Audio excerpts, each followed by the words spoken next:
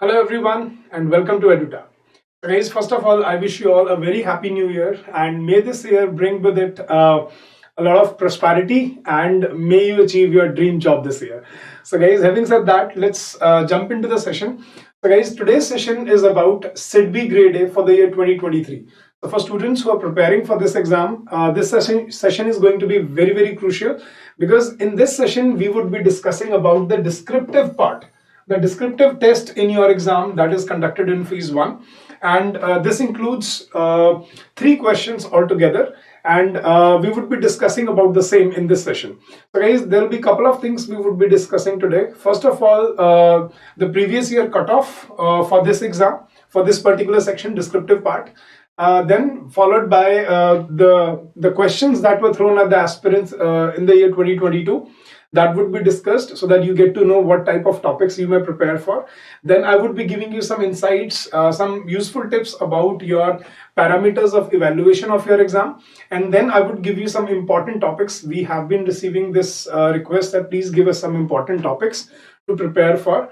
So I'll give you some 20 odd topics to prepare for, which are very relevant to this exam, and this session will definitely help you to improve and to prepare for your for this particular section, descriptive test. So don't miss out. Please watch the video till the end, and don't forget to like and don't forget to share it, guys. So let's begin, guys. So first of all, I would like to discuss with you the exam pattern. So guys, if you're preparing for this exam, you must know in the descriptive part, descriptive test, there are 3 questions wherein you will be writing 2 essays and 1 letter. So the total weightage of this section is 50 marks, and you will be given 1 hour to complete the exam. So this 1 hour will be composite 1 hour. You will have to decide how much time should be allocated to which question, and that is the smart strategy that you should look into when you're preparing for this. So guys, there will be 3 questions and you have to complete all the 3 questions within 1 hour, and the weightage for this this particular section is 50 marks, which is a huge score in itself, and there is a separate cutoff for this. So guys, you have to remember the cutoff for your objective test is separate, and the cutoff for this particular section is separate, which will be added together, and your final cutoff will come from there.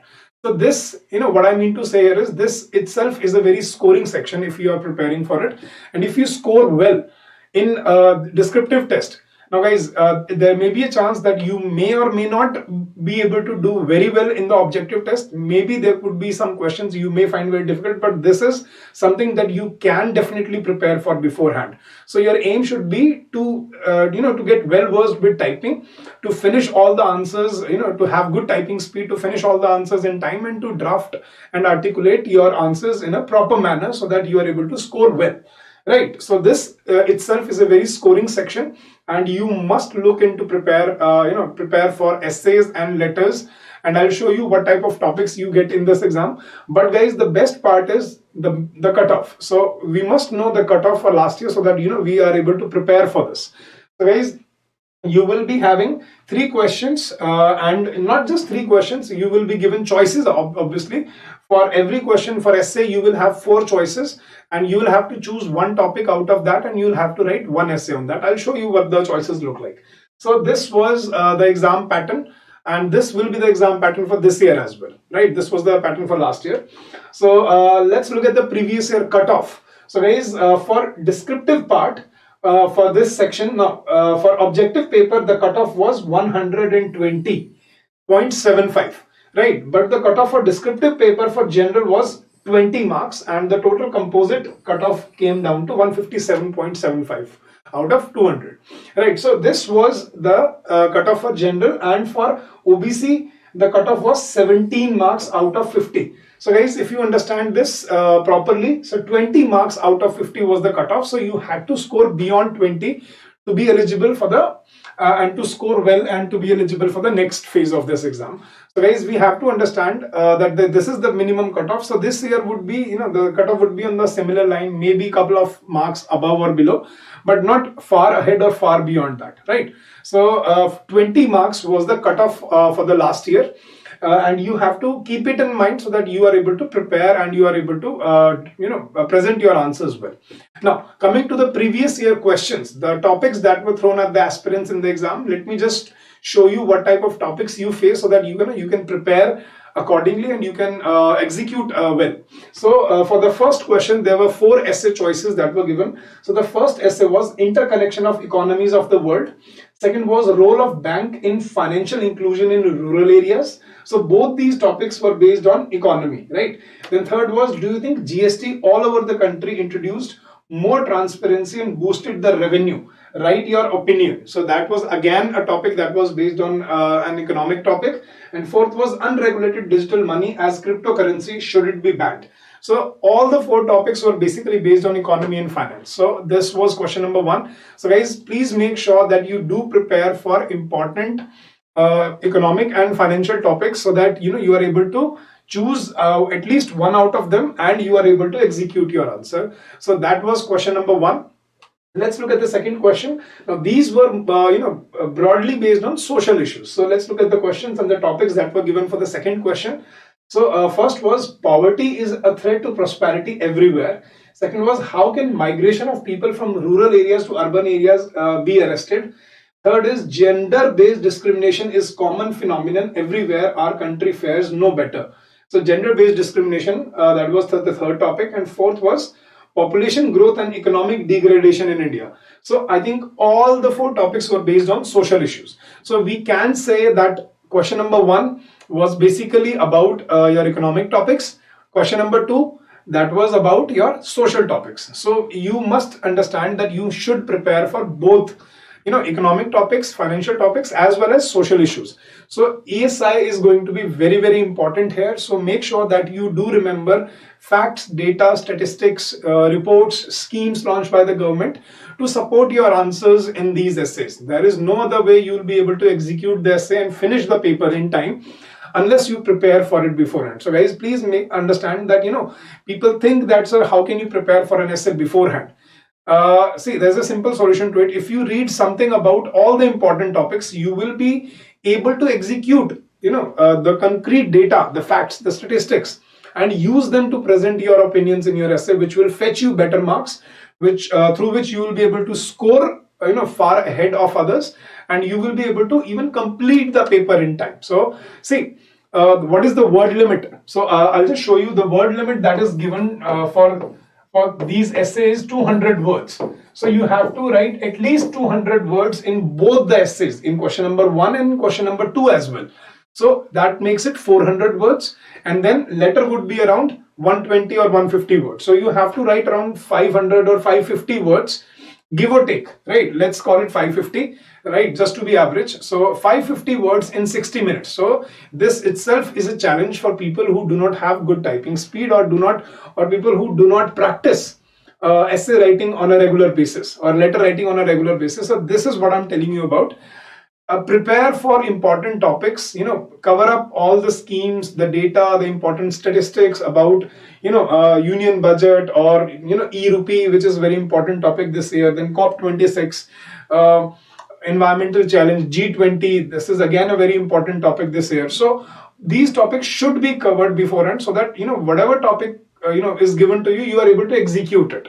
And you must practice beforehand so that you are able to understand how much time is needed for every question and how long do you need to how long do you need to complete the paper, and can you spare time for proofreading as well? Can you remove the mistakes, any grammatical error or a spelling mistake or a punctuation error? Every error will cost you marks. So I'll discuss that, but let's look at the topics that were given. So question number 1, I think all the topics were based on economic and finance. So interconnection of economies, role of bank in financial inclusion, GST all over the country, was it transparent and did it boost the revenue? And fourth was unregulated digital money as cryptocurrency, should it be banned or not? So these were the 4 topics for question number 1. And for again question number 2, these were all social topics. Poverty is a threat to prosperity. Migration of people, how can it be arrested from rural to urban areas, gender-based discrimination, and population growth and economic degradation in India. So these were social topics. So the paper will be on the similar line this year as well. So you must prepare for such important topics. Now, coming to question number 3, business letter. So there were 4 choices given for your business letter as well. And now these 4 topics, you must understand these were all formal letters, and you must understand that what is the format of a letter and then how to execute a letter. So I'll just read out the situation, the scenario that was given to the aspirants last year. Now, your company is organizing some workshop. Write a letter to nominate your employees to the workshop and inquiry for the quotation. So that was again formal letter, intra-department letter. Second was, company has been awarded a project by government agency. Write a thank you letter.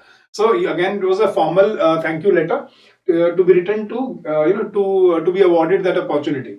Third was, as an IT manager, write a letter to MS ABC Electronics Limited for recently delivered defective PC systems. Ask for required action. So now this is a complaint letter that was given to you. And fourth was, company has ordered 6 desktop for office. You have received only 3 systems. Write a mail to cancel remaining 3 systems. So again, this was a query letter. So thank you letter, then acceptance letter, then there is complaint letter and query letter. So all the 4 different types of formal letters were given as a choice, and you had to choose one out of these 4, and you had to write your letter. So the word limit for letter was 120 words. So I think we must understand the paper will be on a similar pattern this year as well.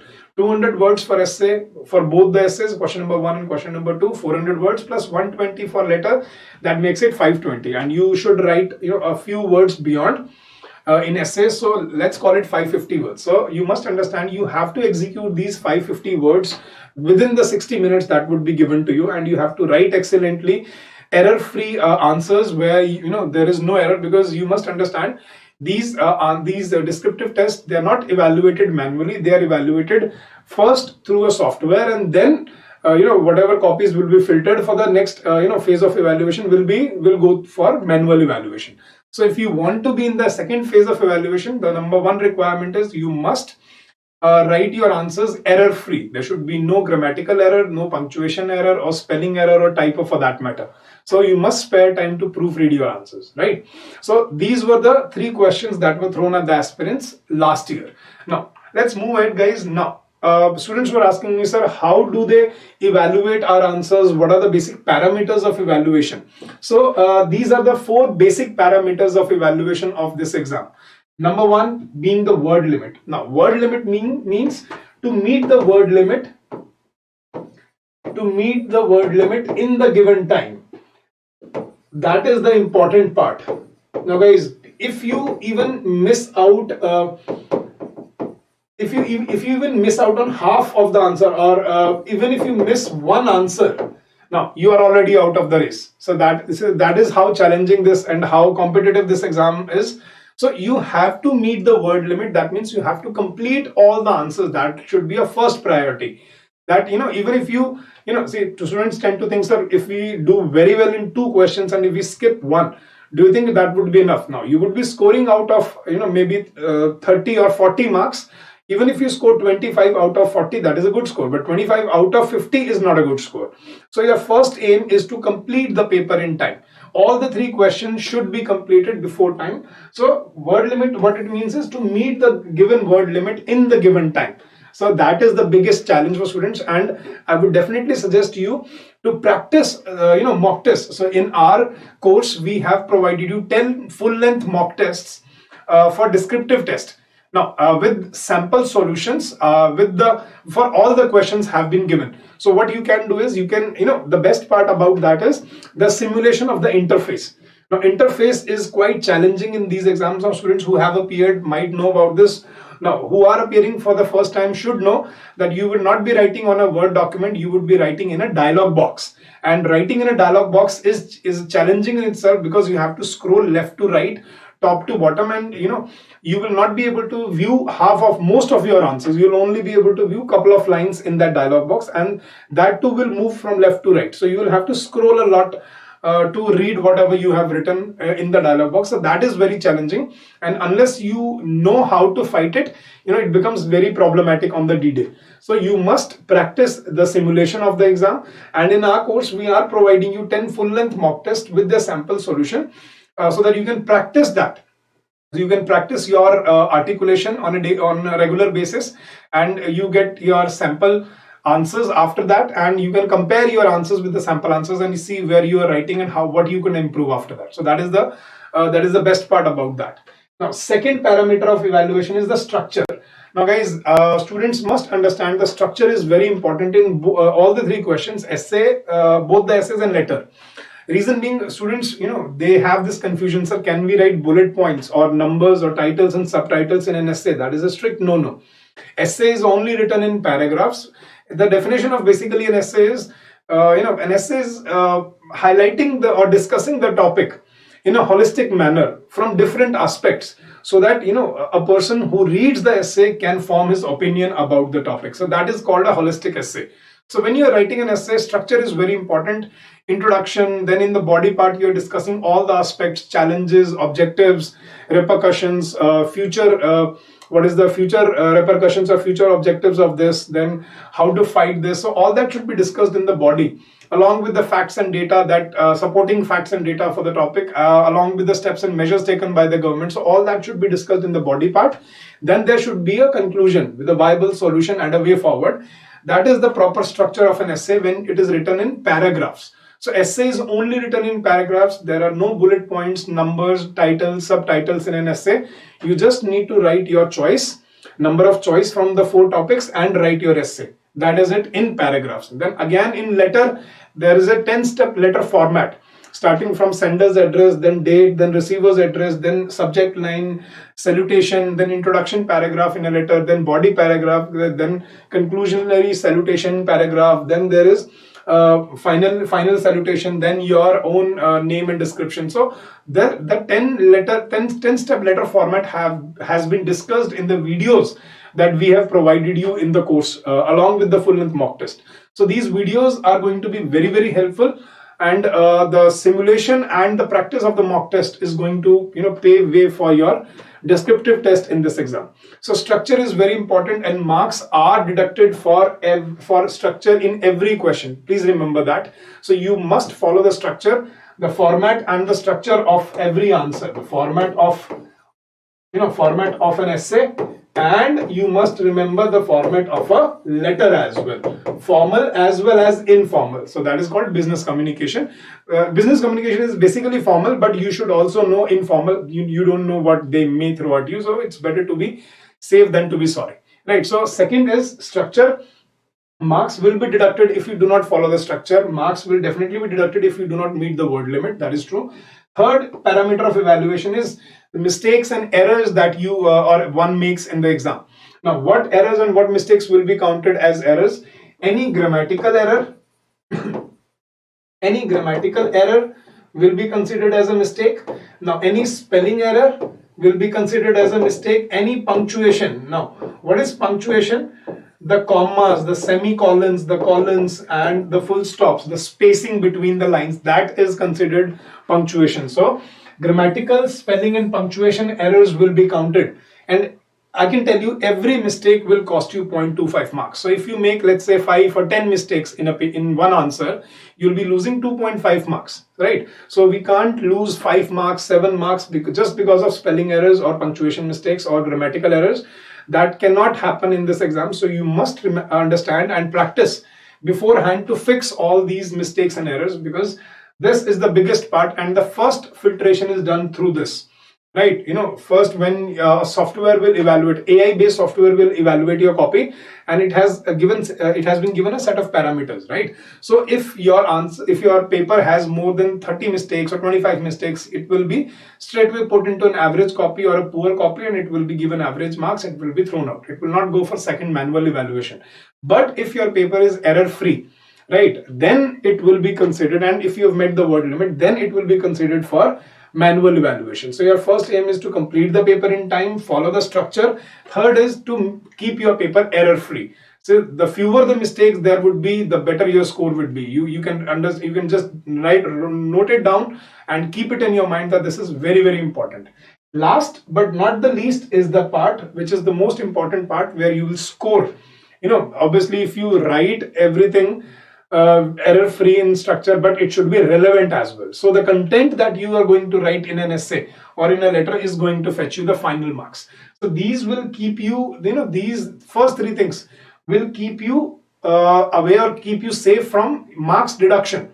But this is where you will score marks. So content is the final part. You have to have good content for the essay or the letter that you are writing. And what should be included in for good content, what should be included in your answers. I'll write down these 5 things. Please note them down.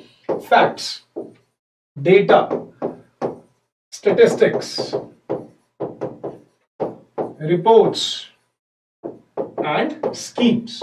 If you remember to add these 5 things to your answers, I can write it down that you are going to score very well, right? Relevant data, relevant statistics, very important. See, I'll give you an example and you can judge for yourself. For example, if you are given a topic of about the agricultural economy of the country, for example, right? So I'll give you 2 openings. You judge for yourself which opening sounds better to you and which will fetch better marks, right? The first opening is like this. Let's say if a student opens his essay like about agrarian economy of India. So if a student opens the essay like this, according to the first Prime Minister of India, Pandit Jawaharlal Nehru, he believed that if the farmers of a country are poor, the country can never prosper. So that makes the agrarian economy very important to the country. So let's say this is one opening, which is not bad, right? But let me give you the other opening, which will make you stand out and which will take you to the final cutoff, right? Listen to this. Now, if I say that even after 75 years of independence, more than 63% of the population is directly or indirectly dependent on agriculture and allied sectors, right? So listen to this again. Even after 75 years of independence, 63% of the population is directly or indirectly dependent on agriculture and allied sectors. But unfortunately, the contribution of agriculture sector or agrarian economy to the GDP is only around 18%. So that makes this sector quite unproductive, and that also makes it the need of the hour to focus into this economy. So listen to this opening, and you remember the previous opening, the Pandit Jawaharlal Nehru. So which opening sounded better to you? So obviously this one. Why? See, it was not based on my opinion or my thoughts. It was based on facts and data. So it itself becomes powerful, and itself shows that the student is well read, he's up to date, and he knows where to use the facts and data. So that is the first part. Second part, see, you can make mistakes while you make the first opening where you are writing sentences on your own. But if you're writing facts and data, I don't think you can make too many grammatical mistakes or spelling mistakes in that. So that is the second best part. Third part is, if you remember the facts and data, you will obviously save a lot of time, because to frame sentences there and then, it takes a lot of time. But if you remember the facts and data and statistics beforehand, you just need to present it, right? So that will obviously take a lesser time. So that is these are the 3 best qualities of including these 5 things that I have written on the board. It will save your time, it will fetch you more marks, and it will reduce any potential mistakes that you can make in the exam. So I think there cannot be anything better than that. So make sure when you're writing your essay, choose such essay on which you have these 5 things, at least couple of them. At least you should have some data, have some relevant examples, some reports that you must remember from Niti Aayog or from any department, and then any scheme that has been launched by the government. So if I'm writing on the agrarian economy, further down the essay, I would definitely discuss Pradhan Mantri Kisan Vikas Yojana, Jan Dhan Yojana, then DBT, FPOs, all that would be discussed. So when you make your essay that logical, that is what is required in this exam. So guys, we have been writing essays since we were kids, but what we were taught in school has to be left there, because in school we were not told to write facts and data. We were only told to write whatever we felt about the topic, right? But now this is not just about what you feel about the topic. This is more about your your research about the topic. So this is what they want to see from these essays. They want to see how well read and how up to date a student is, right? So these are the 4 parameters of evaluation of this exam, and I hope that you have understood how important these 4 points are, and then further you can understand the in-depth knowledge of all the questions that you would be facing in the exam. Right, guys, so that were some subtle tips about your preparation, and you can join us in our course and you can also get benefited from it. There are many further things that have been discussed and that have to be looked into when you are preparing for this particular section. Right, guys, now come last part of this session. Now I would like to give you some important topics for 2023 that you should at least start preparing for. And I have included banking and finance based topics and social topics as well. So I'll give you both. So these are some odd 20 topics that you should look into. And if you're preparing or if you're starting to prepare for this exam, you should start from at least from these topics and you must cover them before the exam. So let me just read out the topics to you. Now, topics based on banking and finance. Number one, SIDBI and its role to foster green entrepreneurs. Second, RBI should de-dollarize global trade. Third, Indian economy opportunities and challenges. Fourth, suggest measures for Indian banks to be globally competitive. Fifth, major challenges before government undertaking banks. Sixth, central bank digital currency or e-rupee that we were talking about. Virtual currency, that is cryptocurrency. G20 economy and India. Then India as an emerging economic superpower and India's own digital currency, e-rupee. So, these are some important topics that you must look into when you're preparing for banking and finance based topic. There are about NBFCs should also be looked into. Then privatization of banks should also be prepared for. So the more topics you are going to cover, the better prepared you will feel for the exam. That is the whole point here, guys. So these were 10 topics that were based on banking and finance. Now, topics based on economic and social issues. Now, let's discuss those. Indian startups and their contribution to making India a developed nation by 2047. So, the support, the unicorns and the startups and their contribution to the Indian economy, how important they are. 52% of the GDP is, or let's say the manufacturing sector is supported by, I think more than that is supporting, if I'm not wrong, is supported by startups and their contributions to the manufacturing sector. Next topic, women entrepreneurs and Indian economy. Again, very evergreen and very important topic. Next, impact and rollout of 5G on economy and society, which is important because 5G is about to be rolled out, soon. Next, uniform civil code will unify India. Now, you have to give your opinions. Then India's UPI system will go global. Explain. So, how important is India's UPI system and how it is faring in the on a global platform? That has to be discussed there. Now, significance of population control bill. Now, reservation of economically backward class, again, very important topic. Increasing scopes of tourism industry in India, which was given last year in SEBI. Now, social media and violation of right to privacy, again, important social topic. Then pollution-free India, again, about COP26 and everything. So, guys, these were 20 topics that I want you to at least, cover before the exam. Do research about these topics and you may find, more than one topic appearing in your paper. So these are very important topics that you should start preparing for, right? So guys, if you have any further doubts, if you have any further queries, please feel free to contact us or inquire us about anything that you wish to ask. And guys, you can contact us on this number, that is 8146207241 during the office hours.